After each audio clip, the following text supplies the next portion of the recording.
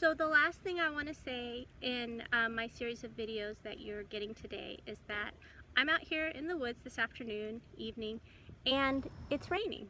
It was definitely not my plan that I was going to be out here doing this while it was slightly drizzly. It wasn't my plan to go for a hike in the rain either, but when you're training, it doesn't matter if it's raining. You go out and you get it done. Some days you get wet and muddy and chafed, but it's just about clocking the miles. I can't think of a better comparison than being in a riding course, whether it's in person or online.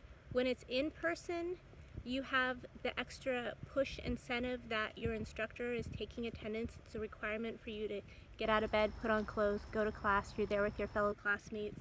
Maybe being with your classmates makes being in class more enjoyable, but you do it. The same thing goes for an online environment. There are going to be days where you don't have time to get in the assignments, and maybe one day, then it's that day that it falls to the side. But the reality is that there can't be 2 of those days in a row because you won't keep pace with your classmates.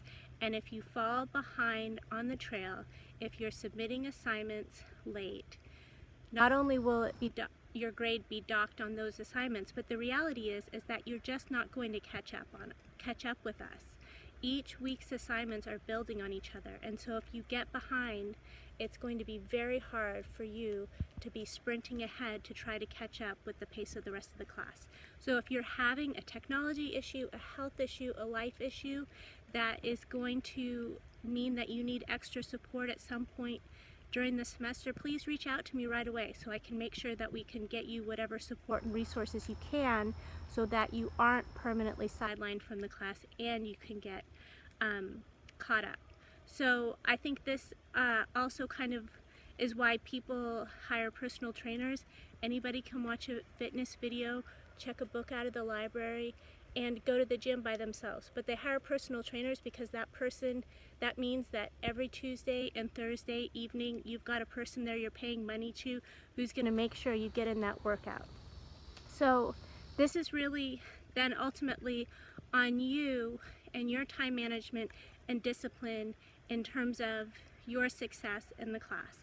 So set up now what your schedule is.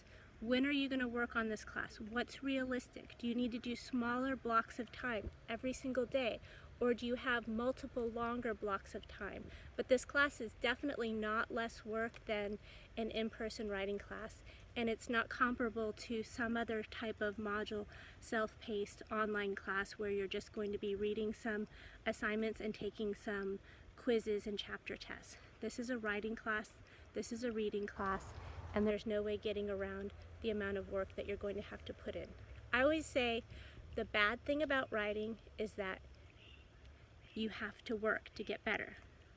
But the flip side of that is that the good thing about writing is that if you work, you will get better. This is why I love the metaphor of hiking a mountain. It's really not about how good of a hiker you are. If you get up every day and you get out of your tent and you get back on the trail, regardless of the blisters, regardless of the sore legs, you're gonna make it up the mountain. And along the way, you will improve. So I'm here for you, your classmates are here for you, but you just have to be willing to get out there on the trail, even though it's gonna feel like you're there by yourself. You're not. We're all here together, and we're gonna get through it. And I hope we're gonna have some fun too.